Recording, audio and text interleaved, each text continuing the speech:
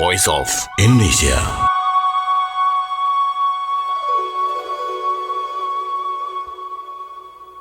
Voice of Indonesia dari Indonesia untuk dunia pendengar. Terima kasih Anda masih terus setia mendengarkan siaran kami Voice of Indonesia dari Indonesia untuk dunia. Ya pendengar Voice of Indonesia, kami informasikan bahwa kita sedang dalam program Halo Diaspora. Dan ini program kerjasama antara RRI Voice of Indonesia dan juga IDN Global. Dan kali ini pendengar, kita akan ngobrolin ini mengenai topik diaspora sukseskan pemilu 2024 di Belanda dengan narasumber Bapak Nur Hasan Zubaidi, Ketua PPLN Den Haag, dan sudah tersambung melalui Zoom. Jadi kita sapa saja. Halo, apa kabar Pak Nur? Halo, apa kabar? Selamat siang ya untuk Indonesia. Di Belanda masih selamat pagi ini. Ini pagi jam berapa Pak di Belanda? Sekarang jam 7 lebih 10 menit. Oke. Ini Pak Hasim sudah sarapan tentunya ya? Sudah. Alhamdulillah sudah. Alhamdulillah. Ini karena kita juga mau mengucapkan terima kasih nih Pak. Pagi-pagi sudah mau diganggu ya untuk ngobrol nih bersama Voice of Indonesia. Terima kasih. Ya, Pak, pemilu sebentar lagi ya, tidak terasa bulan depan kita akan melakukan pemilihan umum nih. Dan ini untuk Belanda sendiri, khususnya Den Haag juga ya, ini seperti apa kesiapannya hingga saat ini Pak? Terima kasih. Jadi kami PPLN Den Haag telah menyiapkan semua fasilitas yang sebentar lagi akan kita laksanakan. Di antaranya adalah dengan menyewa gedung. Insya Allah nanti kita PPLN Den Haag akan melakukan pencoblosan di gedung Brut Fabrik yang sangat terkenal itu, dan rencananya akan dilaksanakan pada hari Sabtu tanggal 10 Februari 2024 mulai jam 10 pagi sampai dengan selesai insya Allah. Oke. Dan ini mau tanya juga nih tentang metode yang akan digunakan dalam memilih, karena setiap negara tuh beda-beda begitu Pak ya. Kalau di Belanda sendiri metode apa Pak yang digunakan? Ya, terima kasih. Jadi sebelum itu saya ingin sampaikan bahwa DPT, daftar pemilih tetap untuk PPLN Den Haag adalah 13.162. Terus kemudian yang itu untuk PPLN Den Haag hanya ada 2 metode, yaitu datang ke TPS dan yang kedua pos. Yang pos itu sebesar 1.313. Itu yang untuk pos, yang selebihnya adalah TPS semuanya. Kita ada 7 TPS dan ada 2 pos. Oke. Jadi ada 7 TPS dan ini tersebar di mana saja Pak untuk wilayah Belanda sendiri? Cuman 1 tempat. Oke. Jadi kita sewa gedung untuk 7 TPS. Jadi semuanya berpusat di ibu kota begitu Pak ya? Ya, ini agak luar Den Haag, jadi ada di kota namanya Rijswijk, ya tetangga Den Haag lah. Oh jadi? Itu, Oke, jadi justru berada di luar Den Haag begitu ya? Betul. Dan akan dilakukan untuk pencoblosan sendiri hanya 1 hari ya, tanggal 10 itu ya Pak ya? Betul ya, hanya 1 hari tanggal 10 itu. Oke, ini kalau boleh berkaca dari tahun-tahun sebelumnya, dari pemilu-pemilu sebelumnya nih Pak, sebenarnya kendala utama apa sih yang biasanya para teman-teman PPLN di Den Haag sendiri nih saat menghadapi pemilu? Ya, di tahun ini adalah pemilu pertama kali yang kita laksanakan di sebuah gedung. Pada tahun-tahun sebelumnya 2014 dan 2019 itu 2019 dilaksanakan di gedung milik KBRI, yaitu Sekolah Indonesia, dan tahun 2014 di gedung KBRI sendiri. Namun pada tahun 2019 itu adalah musim dingin dan kepadatan atau semangat para pemilih pada tahun 2019 itu sangat besar sekali, sehingga mereka berantri sampai berjam-jam dalam suasana kedinginan. Maka dari itu pemilu tahun ini kita akan adakan secara berbeda, yaitu bukan di tempat terbuka, tetapi kita menyewa gedung agar suasananya menjadi nyaman untuk para pemilih. Dan tentunya karena sekarang ini musim dingin juga, jadi pertimbangan itulah maka kemudian kami menyewakan gedung supaya bisa digunakan secara baik gitu.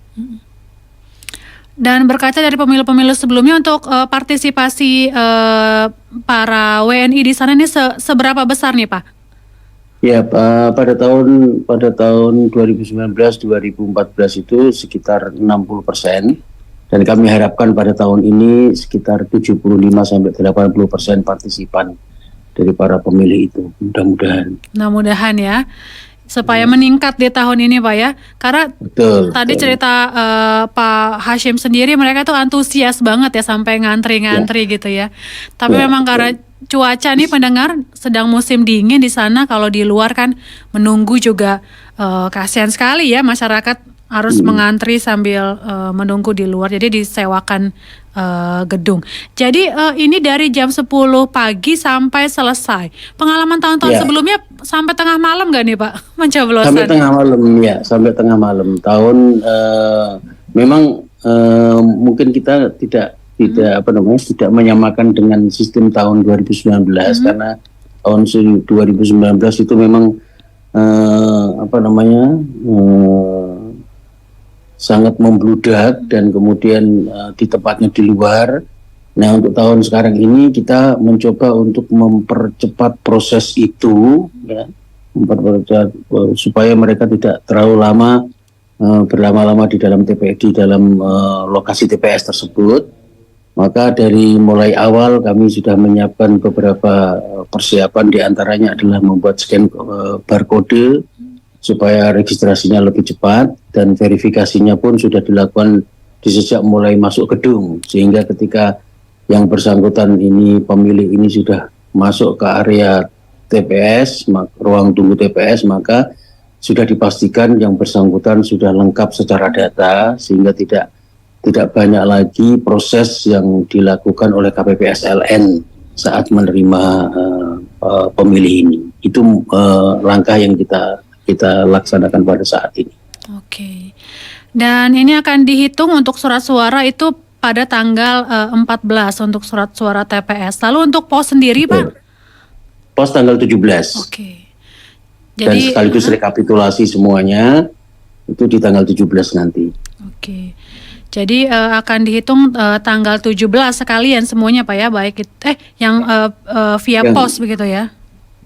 Via pos ya, jadi tanggal 14 perhitungan yang TPS, tanggal 17 perhitungan yang pos, sekaligus rekapitulasi dengan yang TPS. Jadi final itu langsung selesai. Oke. Ini luar biasa sekali nih ya. Lalu untuk sosialisasi selama ini apa saja nih yang dilakukan nih Pak? Sosialisasi, alhamdulillah kita dapat di Belanda ini termasuk paling banyak sekali organisasi-organisasi, baik organisasi kemasyarakatan, organisasi agama, dan organisasi PPI, itu sangat banyak sekali. Dan sejak mulai bulan kami dilantik, bulan Februari itu dilantik, kami sudah melaksanakan beberapa sosialisasi di hampir seluruh provinsi yang ada di Belanda. Dan sosialisasi ini alhamdulillah mendapatkan respon yang sangat positif dan antusias dari para pemilih ini. Dan saat ini untuk Ibu ketahui bahwa DPTB ya, artinya daftar tambahan untuk PPLN Dena sekarang ini kita ada sekitar 1.350 DPTB. Jadi kalau DPT 13.162 plus 1.350. Oke. Dan ini menariknya sosialisasi tadi melibatkan ya berbagai komunitas dan juga Ya, teman-teman diaspora di sana, Pak ya. betul ya. Seperti apa sih Pak? Ada mungkin sosialisasinya juga sekaligus juga melakukan kegiatan budaya begitu Pak ya? Ya, ya, di antara selama ini yang kita laksanakan ketika berkolaborasi dengan organisasi kedaerahan atau ke masyarakat seperti Kawanua, seperti Batak dan komunitas-komunitas yang di sini sangat besar sekali, Ambon dan lain sebagainya, itu diantaranya mereka menampilkan kesenian yang ada di daerahnya masing-masing. Oke.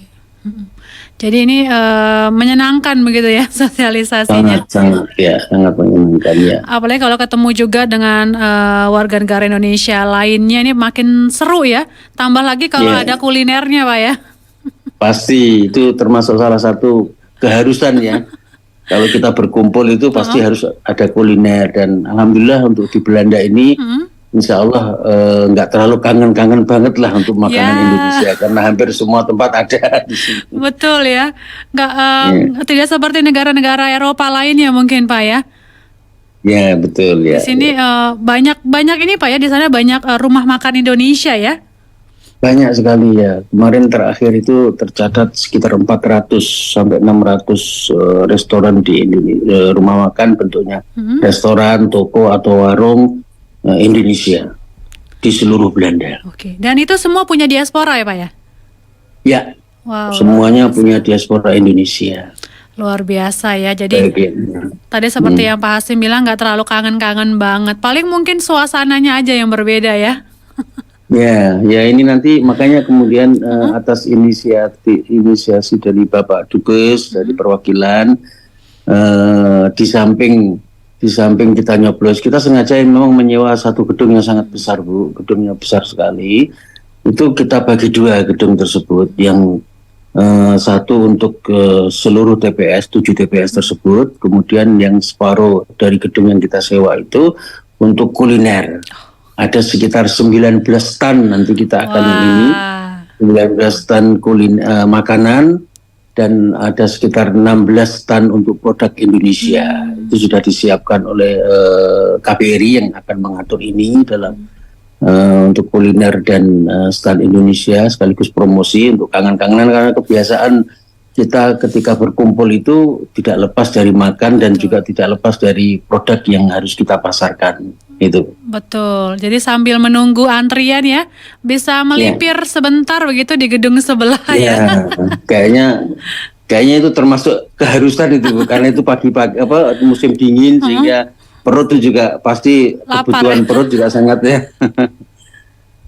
Ya ini strategi yang bagus juga nih Pak ya.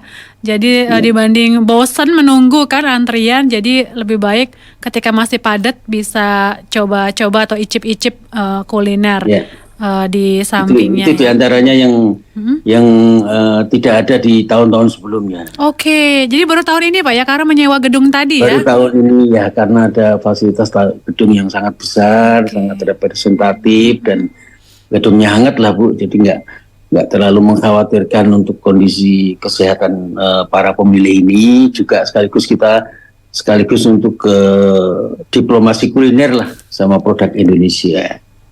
Ini sekali mendayung 2-3 pulau terlampaui ya Pak ya. Betul, ya betul. Dan ini ngobrolin soal pemilu dan juga diaspora sendiri nih Pak. Diaspora untuk pemilihan umum tahun ini, seberapa aware sih mereka diaspora di Belanda dengan pemilu tahun ini? Seberapa mereka kenal mungkin dengan calon legislatifnya, dan juga seberapa mereka tahu sih Pak, atau antusias nggak sih mereka sama pemilu tahun ini? Ya, memang ini kita memang mempunyai banyak sekali media Bu, media komunikasi seperti Instagram, terus kemudian Facebook, dan kemudian yang lainnya. Namun di antara yang paling kami merasakan sekali adalah ketika debat calon presiden pertama itu dimulai, setelah itu kami memang betul-betul banyak sekali respon yang masuk dan mereka baru sadar bahwa sebentar lagi akan pemilu. Ketika di bulan-bulan sebelum ada acara debat ini, kita menjemput bola, kita kemana-mana, kita sosialisasi kemana-kemana, hanya di lingkungan tersebut yang aktif di komunitas-komunitas itu yang tersentuh. Namun setelah debat presiden ini dimulai, pertama, terus kemudian debat presiden, wakil presiden yang kedua, pertama itu, terus kemudian yang kedua ini, betul-betul kami merasakan betapa pedulinya warga kita yang ada di sini, diaspora yang ada di kita di sini untuk turut mensukseskan pesta demokrasi yang sebentar lagi akan kita laksanakan. Dan alhamdulillah kami sudah mempersiapkan itu dengan sebaik-baiknya atas arahan dan bimbingan dari Kepala Perwakilan, dalam hal ini Pak Dubes dan Pak Wakapri, yang telah dengan tangan dingin beliau ini kami merasa mendapat satu kehormatan untuk dapat menggelar perhelatan pemilihan yang mudah-mudahan ini sebagai sejarah untuk di Belanda, pemilihan yang multi ini dimensi, ya, bukan hanya sekedar pemilihan tapi juga ada diplomasi kuliner, diplomasi produk, dan ini mudah-mudahan akan menjadi lancar dan baik untuk ke depannya. Itu, Bu. Oke. Dan tadi saya kembali lagi nih Pak untuk TPS sendiri. Ini kan berlangsung dalam satu hari begitu ya. Tanggal 10 Februari dengan jumlah DPT ini sekitar 12.000 karena 1.313 itu menggunakan pos begitu ya. Ini memungkinkan Pak akan hadir dengan 7 TPS itu cukup ya Pak ya waktunya ya? Kita sudah kalkulasi Bu, kita sudah kalkulasi. Jadi sejak jam 10, 11, 12 jam, selama 4 jam atau 5 jam lah ya, sampai jam 4 itu, perkiraan itu sekitar, kalau memang partisipasinya itu 80% misalkan ya, mudah-mudahan sih 80%-an, itu kita sudah bisa mencapai sekitar 10.000-an. Untuk jadi satu TPS itu ada 4 bilik suara. 4 bilik suara, dan kita sudah kalkulasi di situ semuanya bahwa pencoblosan itu mungkin satu orang kira-kira sekitar 2 atau 3 menit satu orang. Jadi selama 4 jam, dan kemudian sampai jam 7 kita targetnya 7 malam. Itu kira-kira kita sudah menyelesaikan sekitar 10.000-an. Oke. Dan tadi targetnya 75-80%. Berarti ada sekitar 20% nih Pak ya yang mungkin apa sih yang mungkin menjadi hambatan atau tantangan mereka untuk tidak bisa ikut pemilu? Ya, diantaranya memang kita juga sudah menerima beberapa email ya, beberapa email dari para pemilih ini. Di antara yang paling banyak adalah karena pekerjaannya. Meskipun itu sudah hari libur ya, hari Sabtu kan hari libur, tapi ada beberapa yang memang di saat yang tinggal sebentar ini mereka menanyakan, Pak, apakah bisa kita pindah memilih secara pos, karena kebetulan dari pekerjaan kami sudah melakukan izin, tetapi kayaknya tidak diberikan izin. Itu diantaranya, Bu. Diantaranya seperti itu. Oke, pekerjaan. Tapi kalau untuk soal jarak enggak ya Pak ya? Memungkinkan ya untuk lokasi sendiri ya? Iya, kalau untuk jarak memang ini yang paling jauh ada Groningen sekitar 3,5 jam. Paling jauh itu saat kami melakukan sosialisasi di sana itu ibaratnya ya itu tadi sekali dayung 120 terlampaui. Jadi mereka ingin juga kangen-kangenan dengan sosok Indonesia. Pak, saya datang Pak, nanti Saya akan datang pagi-pagi supaya kami bisa bisa wisata lah istilahnya lah untuk ke Denah sekaligus untuk menikmati suasana Indonesia. Oke. Jadi sebenarnya jarak tidak terlalu menjadi masalah, tapi memang Iya. tantangan terbesar ini soal pekerjaan atau jam waktunya begitu ya Pak ya? Ya. Oke, oke Pak Hashim, mungkin harapan Bapak nih untuk pemilu 2024 untuk di Belanda sendiri seperti apa nih Pak Hashim? Ya, kami PPLN Denah dan juga para penyelenggara yang lain KPPSLN dan tentunya Panwaslu ingin mengharapkan bahwa DPT terbesar di Eropa itu adalah di Belanda, dan apabila di Belanda ini PPLN-nya bisa melaksanakannya dengan cara yang baik, itu akan menjadi contoh seluruh Eropa. Itu yang pertama harapan kami. Terus kemudian yang kedua, kami mengharapkan komunikasi kepada seluruh pihak ya terhadap kesuksesan pelaksanaan ini, agar kita dapat mengetahui apa kekurangan yang bisa kita perbaiki di masa-masa yang akan datang. Seperti yang saat ini juga, itu juga kenapa kami atas dorongan Bapak Dubes dan perwakilan untuk dapat menyewa gedung di luar ini juga merupakan salah satu capaian kinerja kami, karena memang ini tidak mudah untuk gimana kita memahamkan KPU untuk menyewa gedung yang sangat mahal sekali. Dan kalau sudah seperti ini berarti kita diharuskan untuk dapat menyukseskan dan menarik sebanyak mungkin pemilih untuk mensukseskan acara ini. Dan harapan kami juga pemilu tahun ini berbeda dengan pemilu-pemilu sebelumnya, dan otomatis kami juga mengharapkan menjadi kenangan lah yang terindah sepanjang sejarah pemilu di Belanda. Semoga tahun ini menjadi pemilu yang sukses, itu harapan kami. Amin, semoga semuanya lancar begitu Pak ya sampai hari dari pemungutan suara sampai penghitungan suara nanti nih ya. Terima kasih Pak Nur Hashim Zubaidi nih waktunya. Terima kasih banyak. Salam untuk teman-teman PPLN di sana dan diaspora di Den Haag Belanda ya Pak ya. Ya, terima kasih.